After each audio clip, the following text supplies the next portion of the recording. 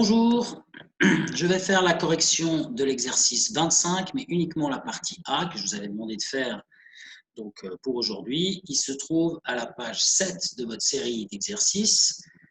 Et donc, pour faire cette correction, je vais me baser sur le corrigé qui, lui, se trouve à la page 28 de la série de corrigés que vous avez donc à disposition. Alors, lisons la donnée de cet exercice 25. Partie A, donc, une voiture de 1580 kg roule à la vitesse de 60 km/h. La question est la suivante, à la partie A, quelle force horizontale faut-il exercer sur cette voiture pour l'arrêter en 5 secondes? Donc, en d'autres termes, on cherche quelle est la force de freinage qu'il faut exercer, que la voiture doit subir en réalité pour qu'elle puisse s'arrêter en 5 secondes. Alors, déjà, on a une situation qui est un peu celle qui est dessinée, représentée sur le schéma qui est en haut du corrigé, en fait, ici, sur lequel vous avez une voiture à deux moments différents. Hein. Une fois au moment, on va dire, initial, c'est-à-dire quand elle roule à une vitesse de 60 km/h. Je n'ai pas dessiné la vitesse, mais c'est une vitesse évidemment qui est dirigée vers l'avant ici. On appelle vitesse initiale. Et puis, il y a le moment final, c'est-à-dire lorsque la voiture est à l'arrêt. Quand elle est à l'arrêt, évidemment, sa vitesse elle est égale à 0. Donc, on a deux vitesses, une vitesse initiale et une vitesse finale. Et pour passer de l'une à l'autre, évidemment, il faut appliquer une force qu'on cherche à calculer, mais on sait que ça se passe en 5 secondes. Donc, il faut 5 secondes pour que la vitesse passe de 60 km/h à 0 km/h. Donc, on peut déjà calculer l'accélération que doit subir cette voiture, qui est en fait une décélération, selon ce qu'on avait vu dans les règles du MRUA dans le cadre de la cinématique. Alors, cette accélération, on imagine bien qu'elle va être dirigée vers l'arrière, d'après ce qu'on connaît. Et pour la déterminer, cette accélération, il faut appliquer la formule de la définition en fait, de l'accélération, qui est la variation de vitesse qu'on appelle delta V, divisé par le temps qu'il faut pour varier cette vitesse qu'on appelle delta t. Alors, ce temps, delta t, il est connu. C'est vraiment les 5 secondes. Ça, c'est connu. Delta t égale 5 secondes. Ça, c'est bon. Alors maintenant, la variation de vitesse. Comment est-ce qu'on peut la calculer? Par définition, la variation de vitesse, c'est la vitesse finale moins la vitesse initiale. C'est-à-dire la vitesse à la fin moins la vitesse qu'il y a au début. Donc, à la fin, elle roule pas, elle est à 0 km/h, il n'y a plus de vitesse. Et puis, au début, il y avait 60 km/h. Donc, en fait, cette variation de vitesse, c'est moins 60 km/h. Donc, le moins est important dans ce qu'on a vu en cinématique. Ça sous-entend qu'il y a une perte de vitesse, en fait, ici. Et cette perte, elle est de 60 km/h. Alors, pour calculer l'accélération, il nous faut des mètres par seconde, parce qu'en fait, une accélération, eh bien, c'est des mètres par seconde pour le delta V divisé par des secondes. C'est ce qu'on appelle donc des mètres par seconde au carré. Donc, si à la place des mètres par seconde, vous mettez des kilomètres-heure, eh bien, kilomètres par heure, il y a quelque chose qui ne joue pas. Donc, si vous faites ça comme ça ne va pas marcher. On l'a fait à maintes reprises dans le cadre de la cinématique. Donc là, on est vraiment obligé de transformer ces mètres par seconde, ces kilomètres-heure, en mètres par seconde. C'est ce que j'ai fait ici. Et la méthode, c'est de diviser par 3,6, comme on l'avait fait souvent en cinématique, et ça donne moins 16,67 mètres par seconde. J'ai arrondi ici à 2 décimales, c'est moins 16,6666 périodiques. Donc voilà la perte de vitesse, moins 16,67 mètres par seconde, et donc ça s'effectue pendant une durée de 5 secondes. Donc on peut calculer l'accélération en divisant l'un par l'autre et on obtient moins 3,33 mètres par seconde au carré. Donc ça, c'est on va dire, le point de départ. On veut en fait que la voiture passe de 60 km/h à 0 km/h en 5 secondes. Donc ça revient à dire qu'on veut qu'elle ait une décélération de moins 3,33 mètres par seconde au carré.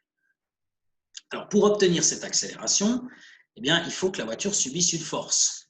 Et on a vu une relation très importante dans ce chapitre, qui est la deuxième loi de Newton, chapitre sur les forces, donc, qui dit que les forces, l'ensemble des forces, est égal à la masse fois l'accélération. Et les forces, c'est la cause, en fait, et l'effet, c'est l'accélération. Donc, pour avoir cet effet qui est, je le rappelle, une accélération de moins 3,33 mètres par seconde carré, ou une décélération de moins 3,33 mètres par seconde carré, pour avoir cet effet, il faut une cause, et la cause, c'est la force.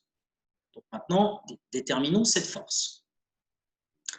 Alors, pour déterminer cette force, eh bien, j'ai représenté ici sur le schéma, je vais faire ça comme ça, voilà, les forces en présence. Donc, dans la donnée, il n'y a aucune notion de frottement, mais disons qu'on sait que la voiture, elle roule, donc elle est sur terre, elle subit donc un poids, donc elle subit une force de pesanteur.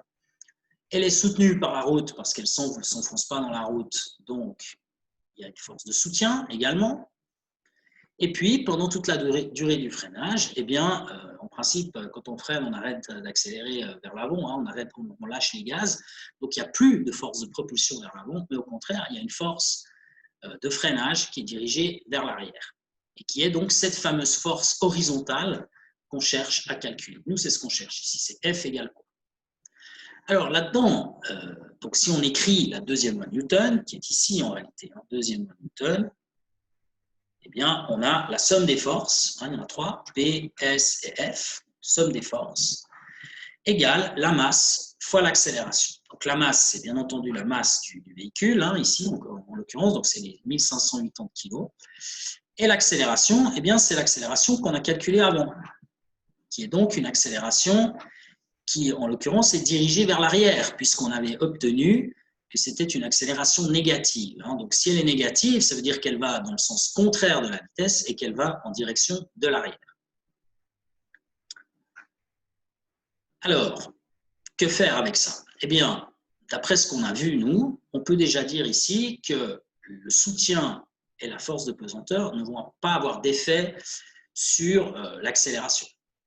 Ce sont en fait deux forces qui se composent sur un sol horizontal, comme c'est le cas ici. Donc ça veut dire, si elles se compensent, ça veut dire en fait que P plus S égale 0. Donc là-dedans, ce terme-là, cette somme-là, ça fait 0. Donc qu'est-ce qui reste en fait? Eh bien, il reste uniquement F. Et donc, que veut dire cette relation? Si j'écris F, ou là maintenant F, c'est vraiment la force de freinage qu'on cherche, égale ma, ça veut dire que la force de freinage est égale, c'est la cause de quoi? De l'effet qui est cette accélération dirigée vers l'arrière. Donc ça se traduit tout simplement par la formule F égale ma. Hein, si on regarde un petit peu les choses comme il faut, eh bien ça nous donne tout simplement F égale ma. Donc là-dedans, pour la masse, ben, il suffit de prendre la masse de 1580 kg, qu'on retrouve ici. Et puis maintenant, l'accélération. Alors, l'accélération, il y a un petit truc ici qu'il faut bien comprendre, c'est que ce qu'on a calculé avant, c'était une accélération négative. Mais négative, en fait, ça veut dire qu'elle est dirigée vers l'arrière. Et maintenant, le fait qu'elle soit dirigée vers l'arrière, on l'a pris déjà en compte dans cette histoire. Donc, on va prendre tout simplement A égale 3,33 mètres par seconde carré. On ne va pas prendre le moins parce qu'on a déjà tenu compte du fait qu'elle est dirigée vers l'arrière. Dirigée vers l'arrière. Alors, du coup, si on prend le 3,33 et qu'on multiplie la masse par 3,33, masse que j'ai oublié d'ailleurs d'entourer en jaune ici, ben on fait 1580 fois 3,33 et on trouve donc la valeur de la force qui sera de 5267 newtons. Et comme l'accélération est dirigée vers l'arrière, eh bien c'est une force qui est dirigée elle aussi vers l'arrière par rapport à la vitesse qui, elle, va vers l'avant. C'est la phrase que j'ai marquée ici, qui est donc dirigée dans le sens inverse du mouvement, c'est-à-dire vers l'arrière du véhicule. Donc pour résumer ce qu'on a fait, on a utilisé les lois du MRUA pour calculer l'accélération. C'est ce qui a été fait ici et là. Une fois qu'on a trouvé ça, eh bien, on a utilisé la deuxième loi de Newton, qui, de manière simplifiée, nous amenait à F égale ma. Et donc, comme on connaît A, on le balance là-dedans et puis on peut trouver F, qui vaut 5267 newtons, dirigé vers l'arrière comme l'accélération. Voilà pour cet exercice 25 partie A. Alors pour la partie B, c'est un petit peu plus compliqué. J'ai décidé de ne pas vous donner à faire cet exercice. Il est un peu difficile. Donc on va se l'épargner et on va donc en rester là pour cet exercice 25.